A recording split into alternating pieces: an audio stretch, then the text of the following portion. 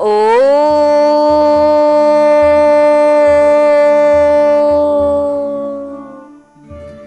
नमस्कार दोस्तों, स्वागत है आपका कथा सागर में। और मैं आप लोगों को श्रीमद् भागवत महापुराण के हिंदी रूपांतरण यानी कि सुख सागर की कथाएं सुनाती हूँ। आज मैं आप लोगों को सुनाने जा रही हूँ सुख सागर के तृतीय स्कंद का 8वां अध्याय। इस अध्याय में भगवान वाराह और हिरण्याक्ष का युद्ध का वर्णन दिया गया है। तो कथा शुरू करने से पहले एक बार मेरी विनती है कि अगर आप चैनल को सब्सक्राइब नहीं किए हैं, कथा सागर के परिवार से नहीं जुड़े हैं अब तक, तो जुड़ जाएं कथा सागर के परिवार के साथ और कर दे चैनल को सब्सक्राइब, साथ ही साथ हिट कर दे बेल आइकन। और जो कोई जुड़ गए कथा सागर के परिवार के साथ, उनका मैं बहुत ही धन्यवाद कहती हूँ। अब कथा शुरू करने से पहले भगवान में लीन हो जाएं, उनके चरणों में सिर झुकाकर उनसे आशीर्वाद लेकर मन को एकांत करके भगवान में ध्यान लगाकर इस कथा को सुने। तो मैत्री जी बोले, हिरण्याक्ष वरुण जी की बात सुनकर उनसे युद्ध की इच्छा त्याग कर विष्णु जी को खोजते हुए चला।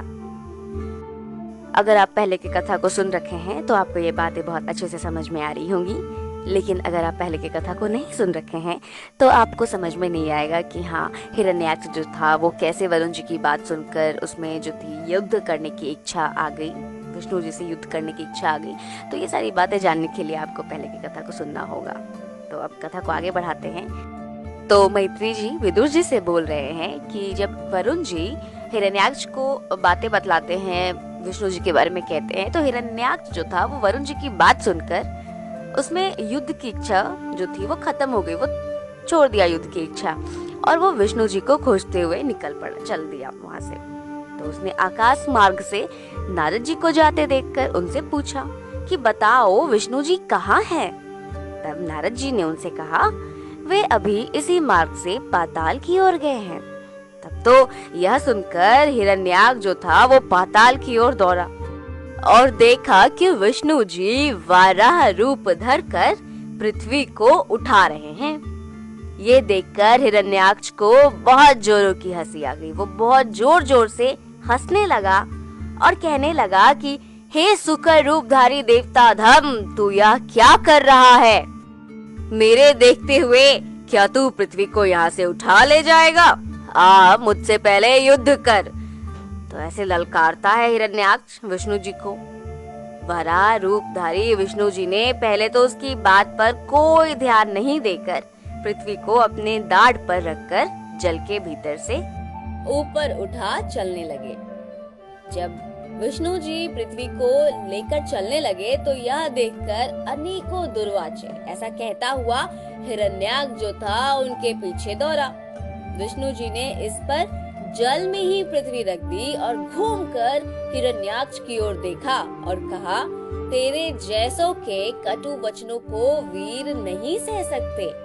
यद्यपि मैं इस समय पृथ्वी का भारी बोझ लेकर चल रहा हूँ, तथापि मैं तुझसे युद्ध करूंगा। तो उनके ललकार को, हिरण्याक्ष के ललकार को विष्णु जी स्वीकार करते हैं और उसको कहते हैं कि हाँ, मैं तुझसे युद्ध करूंगा। फिर तो वाराह रूपधारी विष्णु भगवान और हिरण्याक्ष में गदा युद्ध होने लगा। जब यह समाचार ब्रह्मा जी को मिला तो वे ऋषियों के साथ वह युद्ध देखने के लिए जा पहुँचे। जब बड़ी देर तक युद्ध होता ही रह गया तो ब्रह्मा जी का धैर्य टूट गया और वे स्तुति करते हुए विष्णु जी से बोले, हे सर्वांतर्यामी प्रभु, आप इसके साथ खेल ना करें। जब तक यह दारुण दैत्य अपना आसुरी समय पाकर बढ़ता नहीं, तब तक इस भयंकर पापी को अपनी माया का आश्रय लेकर मार डालिए। फिर ब्रह्मा जी स्तुति करते हुए कहते हैं कि हे सर्वात्म प्रभो, यह लोकों को नाश कर घोर संध्या का समय उपस्थित हो रहा है, अतः शीघ्र देवों को विजय दीजिए। इस समय अभिजीत नाम का शुभ योग प्रायः बीत रहा है, अतः अपने सुहृदय हम लोगों के कल्याण के लिए इस दुस्साध्य दैत्य का शीघ्र अंत कीजिए। देव से यह आपके द्वारा पूर्व निश्चित मृत्यु के पास स्वयं आ गया है, अतएव अपने पराक्रम से इसे मारकर समस्त लोकों में सुख स्थापित कीजिए। तो को ये विनती जो है वो ब्रह्मा जी करते हैं। जब देखते हैं कि हाँ युद्ध का कोई परिणाम नहीं निकल रहा है और युद्ध बहुत चल रहा है, चलते ही जा रहा है, खत्म नहीं हो रहा है, तब ब्रह्मा जी ऐसी स्तुति करते हैं विष्णु जी से कि अब उसका समय आ गया है, अब आप उसको जो है वध कर दीजिए और हम लोगों को शांति दीजिए।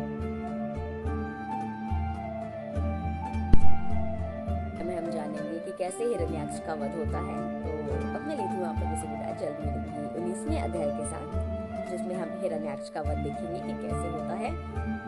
और अगर आप अभी तक चैनल को सब्सक्राइब नहीं किए हैं तो कर दे चैनल को सब्सक्राइब। एक और बात कहना चाहूंगी कि अच्छी अच्छी बातों को अपने तक बिल्कुल भी सीमित करके नहीं रखिए, अपने तक बिल्कुल भी उसको रोक कर नहीं रखिए। जितना ज्यादा से ज्यादा हो सके उसको शेयर कीजिए, लोगों तक पहुंचाइए, लोगों तक को बतलाइए।